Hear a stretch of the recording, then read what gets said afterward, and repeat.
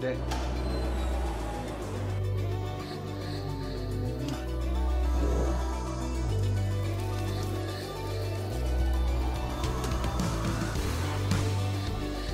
We're about to embark on the journey of a lifetime, and this adventure is going to take us all over the world as we hear stories and talk about ideas that you will never forget.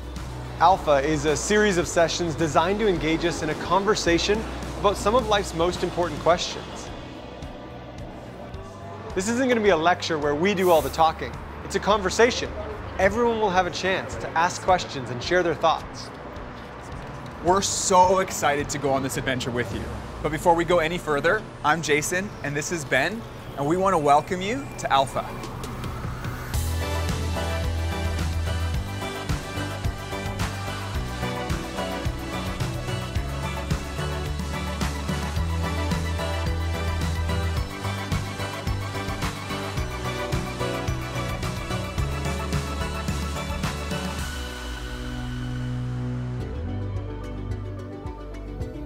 In every Alpha session, we're going to explore a different topic.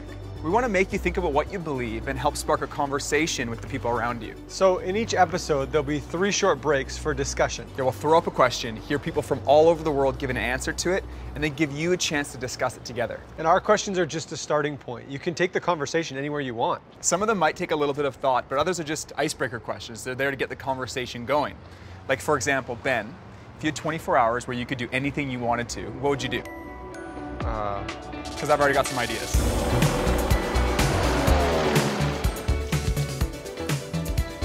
Wait, could I bring friends? As many as you want. We talking unlimited money? Oh yeah, unlimited funds. Unlimited funds. I don't think this is a good idea. It's a bad idea. Pick another one. Okay, new idea.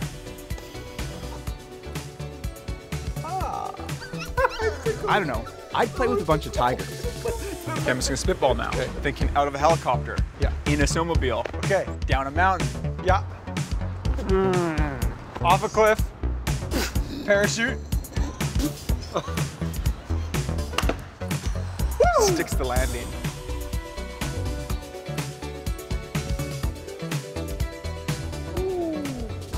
Man. Blow some money on some clothes and then travel. Skydive.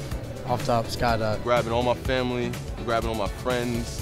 I'm buying a big island. Just like rent out an island or something. I would be with a couple of buddies of mine in a yacht, be with some nice girls. I would, first of all, buy a PS4 Pro. Go to Disney World. Bounce around to a couple of different art museums. Well, I'm a fashion designer, so I'd probably want to do a show in Copenhagen or something. And then go party with a bunch of really popular fashion people.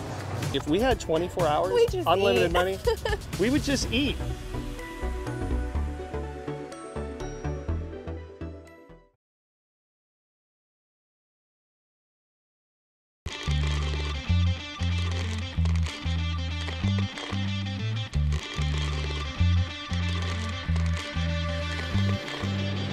Life is busy. Tons of things happen in our lives every day. And in a 24-hour period, we ask ourselves so many different questions, like, what should I eat? What should I wear? Or who should I hang out with? Sometimes we ask bigger questions, like, what do I want to be when I grow up? Who will I marry? Or where will I live? But every once in a while, we ask ourselves those even bigger questions. Questions like, why am I here? What's my purpose? And is there more to life than this? The reality is, there aren't a lot of places we can go to explore life's biggest questions. So on Alpha, we want to create a space where we can talk about those kind of questions in a way that's open and honest. In each session, Jason and I will look at a different topic, and we'll talk about it from a Christian perspective. Now, I know that just mentioning the word Christian may bring up a lot of questions, and you may be thinking, am I going to be the only one here who doesn't believe all this stuff, or who isn't a Christian? Yeah, and if that's you, then you're in the right place, because Alpha is specifically designed for people who wouldn't necessarily call themselves Christians. I know for me, growing up, I wasn't very interested in church or Christianity. I just thought the whole thing was boring. I imagined old people singing old songs, reading from old books, and drinking tea together. I just never really imagined myself as... I love tea. You just mentioned tea, and then it popped in my mind that I tried this new iced, sweetened green tea, a little bit of lemonade in there. That sounds delicious. It's so refreshing. And Did you get it here? Or where? I got it local. When I first really started thinking about Christianity, I wondered if the whole thing was even true. Like, are there any intelligent reasons to believe this stuff? And I guess also it just didn't seem to have any relevance in my life. I used to ask myself, like, how could a story about someone who lived 2,000 years ago on the other side of the world have anything to do with my life today? I heard someone say that in each one of our hearts, it's like we have a happiness bucket that we're constantly trying to fill. It can sound like this. If I just had more money or nicer clothes or a new girlfriend, then I'd be happy. Yeah, or if I just got better grades or knew all the right people or had like the perfect job, then my life would be totally complete. But the weird thing is, no matter how much stuff we try to fill our happiness buckets with, we're still left wanting. And as good as those things can be, we can't shake the feeling that there must be more to life than this. It's like there's a void in each one of our hearts. There's this deeper, even spiritual hunger that we're all trying to satisfy. Jesus Christ, who's the central figure in the Christian faith, said this. He said, I am the bread of life. And it's as if he's saying, I'm the one who fills that void. I'm the one who satisfies that hunger. When I was young, at the age of about 12, my mother had a major nervous breakdown, and she was hospitalized for extended periods of time. My father also struggled with alcoholism. I had 2 brothers, and we were basically left in many ways to raise ourselves. Those experiences marked me, and going to bed at night, I remember through my tears saying, God, if you're there, I hate you. And I decided the childhood that I had was not going to be my life. At the age of 18, I committed to the idea of becoming a millionaire by the age of 30. So by the age of 35, the idea of being a millionaire had been achieved. I owned a company with over 500 employees. I had a beautiful home, beautiful wife, 2 kids. I could go where I want, when I wanted. I had way more money than I ever hoped for, but I wasn't happy. And I realized that there's still a deep darkness inside of me, a void. So now I'm forced into this really profound, deep journey, like what's life all about? I have epilepsy, and for some reason, I started having seizures more frequently. We have a lady who worked for us at that time in our home. Her name is Bonnie, and she was a very sweet lady, a Christian lady. Bonnie saw me after having a seizure one day, and she called my wife and she said that God had told her to come pray for me. And I said, well, I know it's not going to do any good, but I like Bonnie. So she prayed for us, and for some reason I cried through that process. Didn't know why I was crying, but Bonnie left and we thanked her for coming over. So the next day I saw a friend, a neighbor, who went to the same church Bonnie does. And I asked my friend, I said, hey, are you going to church tomorrow? And he says, yeah. I said, well, do you mind if I come with you? He says, sure. He was quite happy to bring me. So the next morning we're standing in church together. And as the worship music begins, for some reason I begin crying. And I'm doing everything in my power not to cry, but tears are running down my face. And in that moment, for the first time, God's love for me was so real. The reality that He loved me was nothing short of completely and totally mind-blowing. I worked hard and pursued wealth my whole adult life, trying to fill a profound emptiness inside of me, a darkness that I walked with every day, only to discover that emptiness could only ever be filled by a relationship with the living God. Everyone experiences this longing in a different way. And some of us might not even feel that there is that deeper longing. Yeah, I met a guy called Mark who said, it's like God has filled a void in my heart that I didn't even know I had until after it was filled.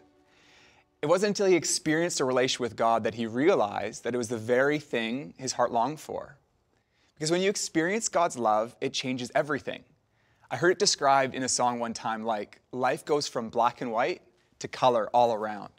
All is new. I could play the song if you want. I mean, I got it on my phone. Yeah. Play This Is Living by Hillsong Young and Free.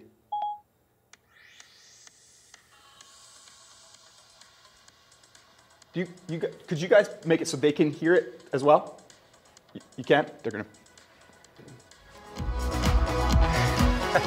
Perfect. Waking up knowing there's a reason. Coming home to see Mom cook some nice, delicious African foods. I love food. Food, mostly. Gorditas. Eating. Oh man, marijuana, women. Mainly music. Women that smoke marijuana. My cat. Her name's Gumbo. Being outdoors. Animals. Honestly, music. Time with family. Money. Music makes me happy. Animals. I guess you can't really like buy happiness, but you can buy things that make you happy, kind of. Shopping. Being with her. Coffee. Oh, other people laughing. Like, that's just fun, isn't it? You, especially like people that have ridiculous laughs. This is living now.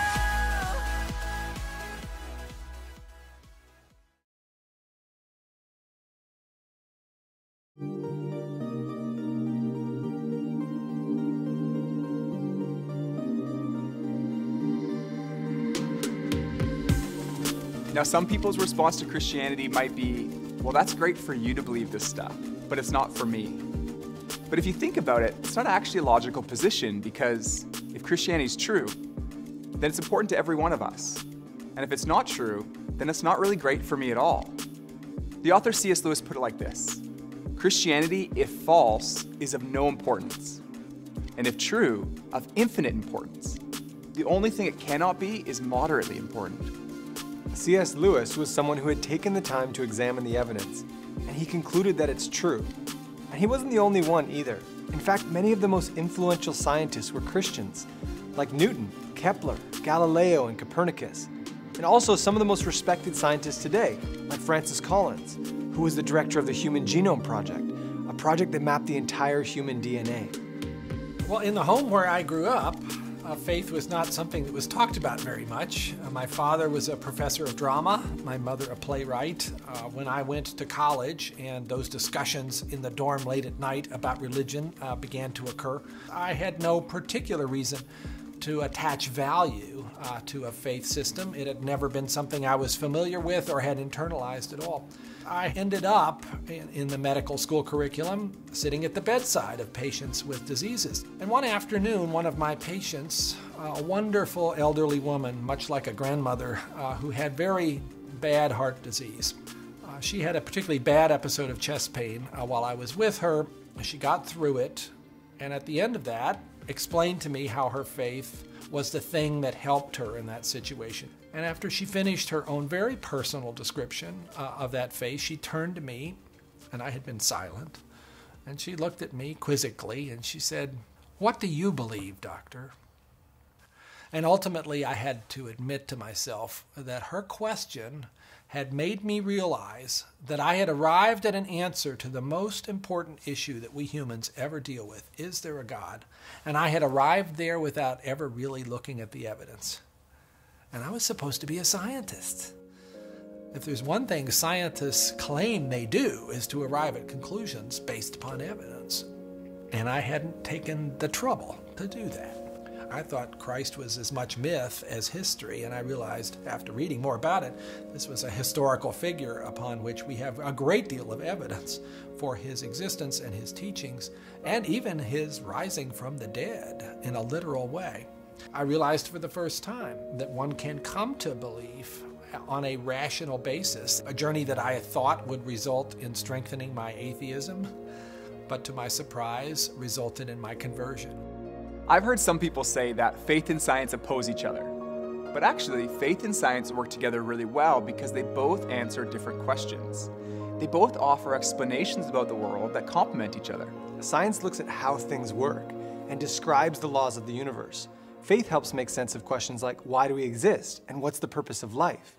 We'll let our friends Jazzy and Landry explain this a bit more.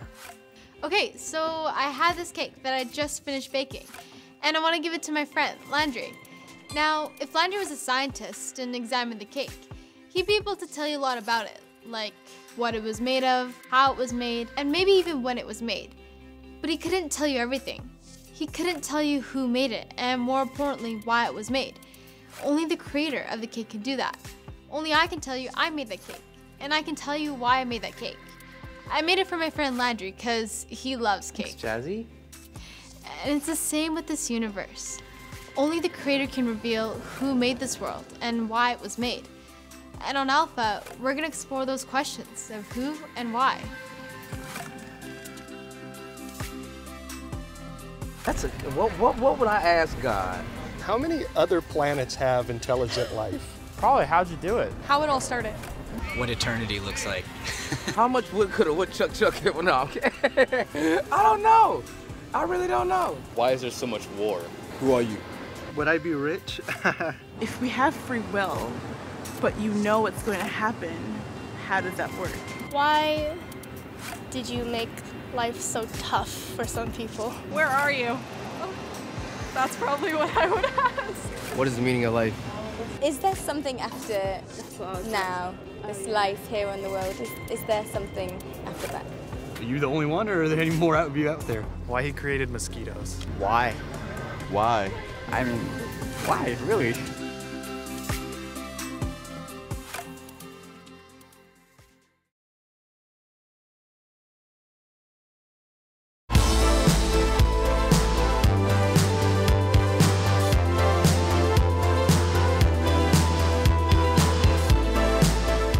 One of the most significant things that Jesus said was, I am the way and the truth and the life. No one comes to the Father except through me. Yeah, when Jesus said, I am the way, he's saying, I am the way to a loving and lasting relationship with God. A relationship that fulfills that longing we all have to be loved and accepted. When Jesus says, I am the truth, he's not just talking about head knowledge, like memorizing a list of facts about God. It's heart knowledge too. He's saying that truth is personal. You can know God personally. Yeah, it's the difference between knowing facts about someone and actually knowing them. Imagine for a moment that I didn't know Ben personally, but I started following him on social media. I'd find out pretty quick that he's surprisingly tall. He's an unusually good dancer, and he's average at sports. Well, you'd also find out he's handsome, he loves his grandma, he's a proud uncle and godfather. Right. And even if I looked at every single one of Ben's posts, that would just be head knowledge. And that's way different than the personal experience of being friends with Ben for the past 15 years. And what Jesus is saying is that it's possible for us to know God like that, like we know a real friend. And understanding this, like realizing this about Christianity, changed everything for me. I used to think that Christianity had no relevance in my life, but now it's the opposite. Nothing has had a bigger impact on my life today than my relationship with God. Lastly, Jesus says, I am the life. Ultimately, he's saying that he is the only one who can truly give you full life. Not that it'll all be easy, but that in him we find a life of meaning and fulfillment, a life without guilt or shame. Yeah, we all know those feelings of guilt. Sometimes it's false guilt, like this one time when I thought I dented my brother's car, but then I found out later that I thought you did dent his car. No, what I was saying, before you interrupted me, was that I thought I dented it, but then because I bumped the car, but then when I looked, it was, told my brother, I felt so bad, I told my brother Paul, and he's like, that scratch was there all along. Anyways, whew. That was false guilt. But I also experienced real feelings of guilt, like we all do, because I do things that are wrong. But the wonderful news is that God loves us in spite of that. God came in the person of his son Jesus to die for you and for me. And on the cross, he took all of our guilt, everything we've ever done wrong, said wrong, or thought wrong, and he died in our place in order that we could be forgiven. And when we receive that forgiveness, we experience life, and life in all its fullness.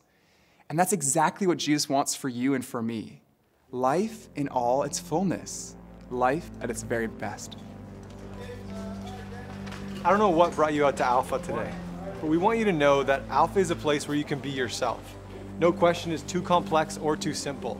You can say what you really think, and feel free to challenge everything. Today, Alpha is happening in cities all over the world, in over 60 languages and more than 150 countries. Millions of people are getting together with friends and exploring big questions about life, faith, and God. And we want to invite you to join us. If you live to be 70 years old, on average, this is how you're going to spend your life. You're going to spend 20 years and 3 months asleep, 10 years and 5 months watching TV, 7 years and 6 months eating and drinking, 5 years and 9 months in some form of transportation, 18 months waiting in line, and 6 months at red lights.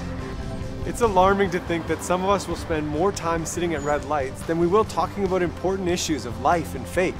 You have approximately 570,000 hours left to live. And we want to invite you to spend less than 24 of them with us on Alpha.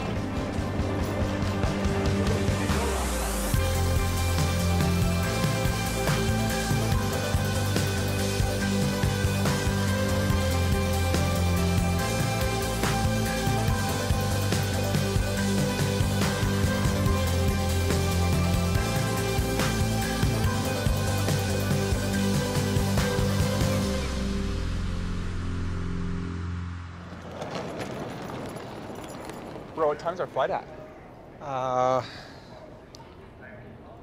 6. That's 5 hours from now. What would we do for 5 hours?